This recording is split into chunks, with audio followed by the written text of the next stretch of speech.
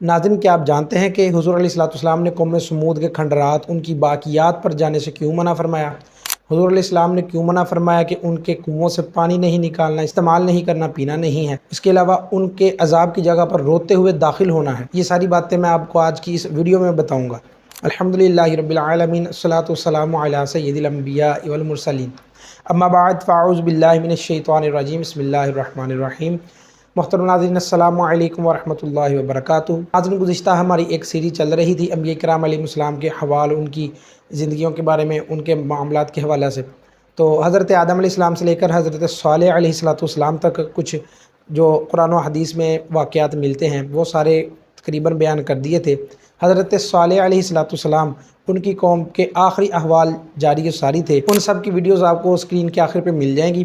آج ہم بات کرتے ہیں کہ حضور علیہ السلام نے ان کے کھنڈرات، ان کی باقیات، وہاں جانے سے منع کیوں فرمایا ہے؟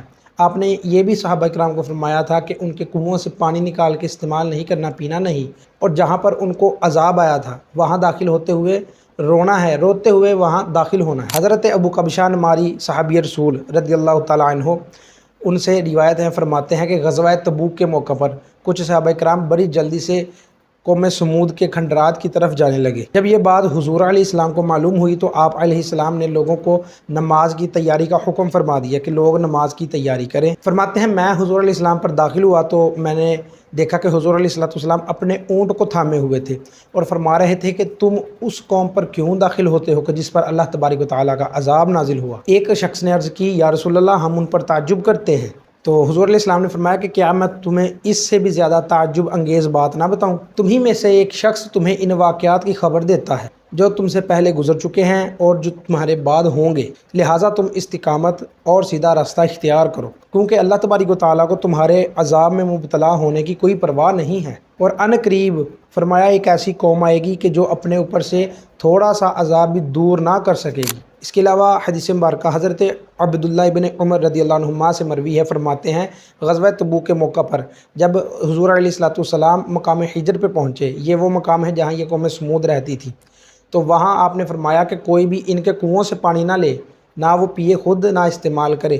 تو صحابہ کرام رضوان اللہ علیہم اجمعین نے عرض کی، یا رسول اللہ، ہم تو پانی نکال چکے ہیں اور ہم نے اس سے آٹا بھی گوندھ لیا ہے۔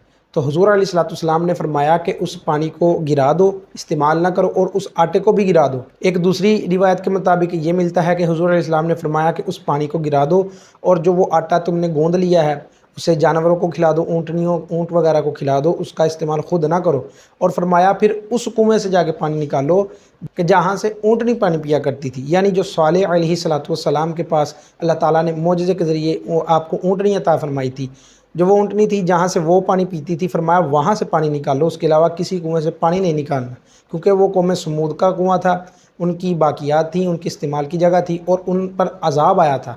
عذاب کے آنے کی وجہ سے حضور علیہ السلام نے ان کے باقیات پر جانے سے بھی منع فرمایا، ان کی جو وہاں موجود کنویں وغیرہ تھے ان سے پانی لینے سے بھی آپ علیہ السلام نے منع فرما دیا۔ اس کے علاوہ حضرت عبداللہ ابن عمر رضی اللہ عنہما آپ سے ایک اور حدیث مبارکہ مروی ہے جس میں حضور علیہ السلام نے فرمایا کہ جب حضور علیہ السلام اس مقام حجر پہ پہنچے، آپ علیہ السلام نے فرمایا کہ ظالموں کے مکانات سے روتے ہوئے گزرا کرو، یعنی جہاں پر وہ لوگ رہتے تھے وہاں سے حضور علیہ السلام نے فرمایا روتے ہوئے گزرو، فرمایا یہ نہ ہو کہ تم پر بھی ان کی طرح عذاب آ جائے۔ پھر آپ علیہ السلام سواری پر تشریف فرما ہوئے اور اپنے چہرے پہ چادر ڈال لی، یعنی حضور علیہ السلام نے اس جگہ کو دیکھنا بھی مناسب نہ سمجھا جہاں پر قوم سمود صالح علیہ السلام کی قوم کو عذاب آیا تھا۔ یہ کچھ باتیں تھیں جو صالح علیہ السلام کی قوم کے حوالے سے رہتی تھی، وہ میں نے آپ کو بیان کی ہیں۔ بقیہ تمام معلومات ویڈیوز میں موجود ہے، ویڈیوز آپ کو آخر پہ مل جائیں گی، وہ ضرور دیکھیے گا۔ اللہ تبارک و تعالی ہمیں ہمیشہ حق سچ بیان کرنے کی توفیق عطا فرمائے اور ظالموں سے محفوظ فرمائے اور ان جیسا بننے سے محفوظ فرمائے، اور اللہ تبارک و تعالی ہمیں اپنے عذاب سے محفوظ فرمائے۔ السلام علیکم ورحمۃ اللہ وبرکاتہ۔